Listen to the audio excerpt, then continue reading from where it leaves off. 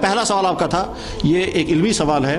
کہ جو میوزک چلانے والے ہیں یہ کبھی کبھی حوالہ دیتے ہیں خواجہ معین الدین اجمیری میوزک سنا کرتے تھے، خواجہ نظام الدین اولیاء میوزک سنا کرتے تھے، خواجہ حبیب اللہ نوشہری میوزک سنا کرتے تھے اور وہ گایا بھی کرتے تھے۔ تو اس سلسلے میں سیدھے ضابطہ یہ ہے، جس چیز کو قرآن و حدیث حرام کر دے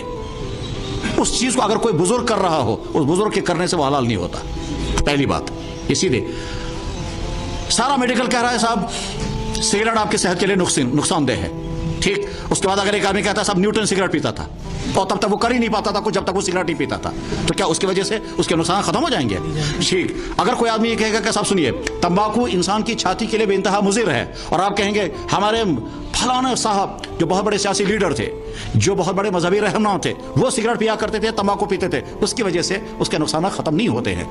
اسلام میں حلال و حرام کرنے کا قانون جو ہے وہ اللہ نے اپنے ہاتھ میں رکھا اور اپنے نبی کے ہاتھ میں دیا ہے۔ اب اگر اس کے خلاف کوئی بزرگ کچھ کرتا ہوگا تو ہمیں بزرگ کی بات سر پر رکھ کر کے الماری میں رکھنی ہے اور قرآن و حدیث پر مان۔ اگر اس طرح سے اسلام کے احکام بدلنے لگے، آج ایک جماعت آئے گی وہ کسی اور چیز کو حرام کر دے گی، کل کو آپ نے تو نہیں سنا ہوگا ایران کے اندر ایک صاحب گزرے تھے حسن ابن صباح، جیسے آچاریہ رجنیش نے ایک جنت بنائی تھی، ہو سکتا ہے کچھ لوگوں کو معلوم ہوگا آچاریہ رجنیش، ٹھیک اسی طرح سے حسن ابن صباح ایک صاحب گزرے ہیں،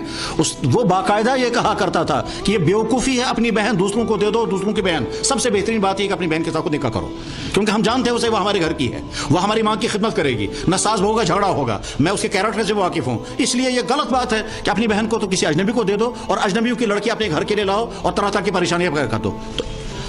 جن بزرگوں کی طرف یہ بات منسوب کی جاتی ہے وہ میوزک سنا کرتے تھے، یہ ان بزرگوں پر تہمت ہے۔ وہ اصل میں میوزک نہیں سنا کرتے تھے، وہ اشعار پڑھا کرتے تھے، جیسے آج بھی کوئی انسان اپنے گھر میں نعتیں پڑھے کوئی حرج نہیں ہے، لیکن اس کے ساتھ ساز ہوا کرتا تھا، اس ساز ہونے کا کوئی ثبوت نہیں۔ اور اس کے بعد پھر اگر انہوں نے ساز گایا ہوگا تو جناب والا ساز گانے والا عام انسان ہے، چاہے وہ بزرگ ہو، اس کے ساز گانے کی وجہ سے حرام چیز حلال نہیں بن سکتی۔ اگر خدا نہ خواستہ کوئی بہت بڑا آدمی شراب پینے لگے تو کیا اس کی وجہ سے کہا جائے گا کہ چونکہ بہت بڑے آدمی نے شراب پی ہے لہٰذا اب شراب حرام نہیں رہے گی؟ نہیں، شراب حرام ہی حرام، جو حرام ہے وہ حرام رہے گی، چاہے کرنے والے۔ آج دنیا میں